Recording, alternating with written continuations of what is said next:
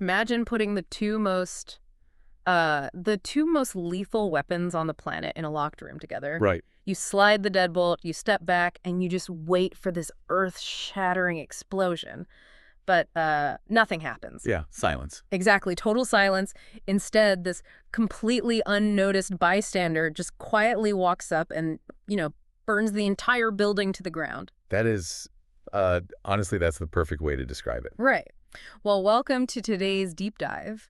We are looking at the detailed tactical script of the Group I finale between France and Norway. It just wrapped up at Boston's Gillette Stadium, right? And I mean, if you were tuning in, you already know the narrative that was absolutely dominating the pregame shows. Oh, definitely. I mean, the entire globe was treating this like a heavyweight title fight. Yeah. You had two teams that had already, they just decimated their first two opponents, coasting right into the round of 32. They were just cruising. Right. But the real spectacle, the thing everyone wanted to see, was supposed to be individual.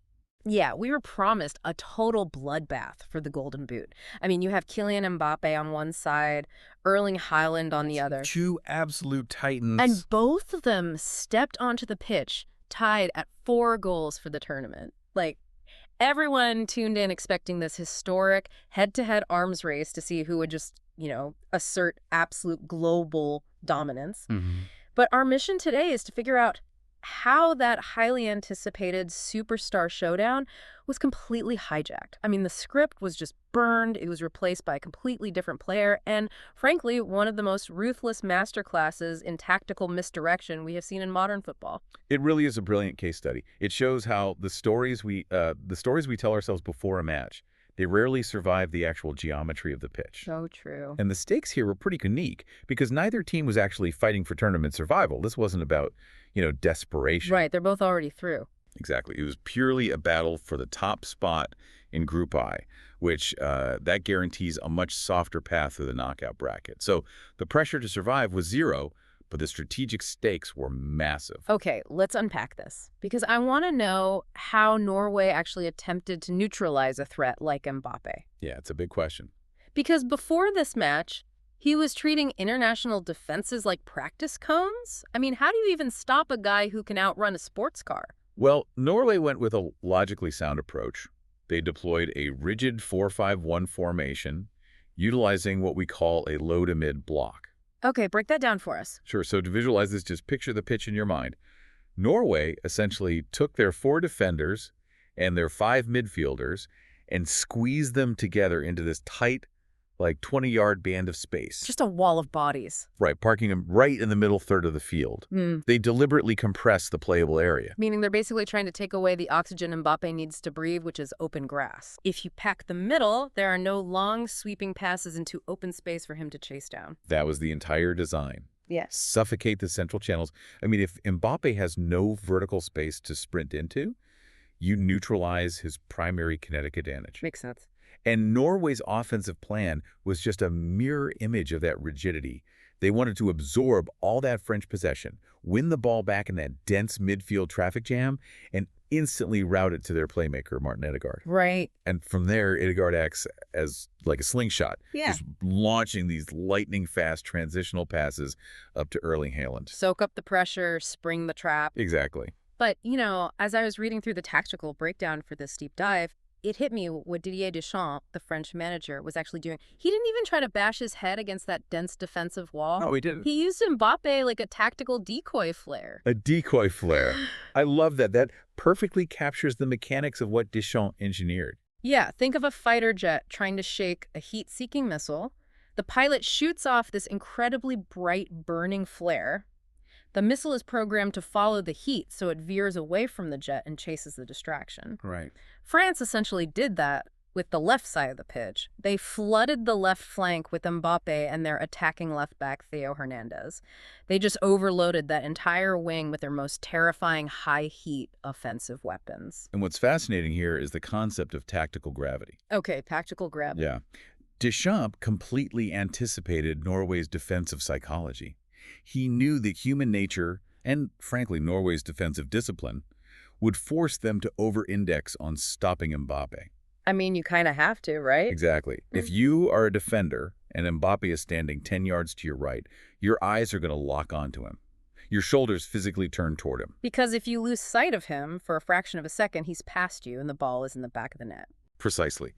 So by keeping Mbappe and Hernandez constantly rotating and surging down that left side, France forced Norway's entire defensive midfield, and crucially, their right back, to shift horizontally. Wow.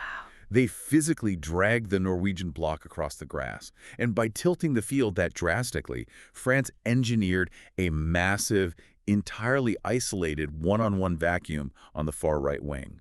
And waiting in that vacuum in just acres of empty green grass was Ousmane Dembélé. Yeah. They built this massive trap on the right side of the pitch, completely out of Norway's peripheral vision. Like, if you were watching this on TV, your eyes were probably glued to Mbappe on the left. You probably didn't even notice Dembélé until the trap snapped shut. Most people didn't. Which brings us to a devastating 45 minutes of football. Yeah. The first half was a completely one-sided demolition derby led by Dembélé. Oh, the execution of the blueprint was flawless. It just dismantled Norway's entire structural philosophy piece by piece. Okay, so let's walk through the actual play-by-play of these goals because the mechanics are incredible. Let's do it. Goal number 1.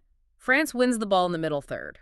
Just like we talked about with the decoy flare, Mbappe makes this sudden, aggressive, darting run down the left channel. Right. Norway's center backs immediately panic. They shift over to shadow him, and because they do that, Norway's left back is forced to tuck tightly inside to cover the gap between the center backs. Which leaves the entire right side of the pitch completely abandoned. Completely abandoned.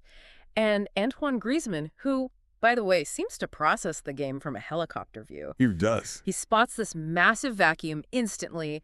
He receives the ball, doesn't even hesitate, and launches this massive looping 40-yard switch of play over everyone's heads right out to the isolated right wing. It was a beautiful ball. And Dembélé brings it down flawlessly. He is completely alone. He drives at the one frantically recovering defender, drops his shoulder, cuts inside onto his favored left foot, and just curls a lethal bending finish into the far corner. 1-0 France. Yeah, that first goal was a masterpiece of stretching the pitch, using maximum width. But the second goal, the tactical nuance of the second goal is where the mechanics get genuinely thrilling. It wasn't about wide areas. It was about a suffocating, geometrically perfect counterpress. You're lighting up. I know you love dissecting a good press. Break down what happened physically on the pitch for us. Okay, to understand the counterpress, you have to picture the transition. Norway has just conceded. They win the ball back deep in their own half and try to pass their way out. Okay. When a team transitions from defending to attacking, they physically expand. Players run away from each other to create passing angles. Right, trying to stretch the field. But the moment Norway begins to expand, France doesn't drop back into a defensive posture. They instantly constrict. And Aurélien Tchouameni, the French defensive midfielder, does something magnificent here. What does he do? He doesn't just run at the man with the ball. He positions his body to completely snuff out the specific passing angle intended for Martin Ødegaard. Oh, wow. So he's not chasing the ball. He's cutting the telephone wire. Exactly. He baits the pass, anticipating the exact escape route Norway wants to use. As the Norwegian defender tries to force the ball to Ødegaard, Tchouameni just steps into the lane and intercepts it. Just reads it perfectly. And a look at the context. Norway's players are all caught mid-stride, running forward to attack. When the ball turns over, it is pure chaos. The structure is gone. Right. The ball spills loose into the penalty area, and who processes that chaos faster than anyone else? Dembélé. Ousmane Dembélé. He pounces on the loose ball and smashes it into the roof of the net. 2-0.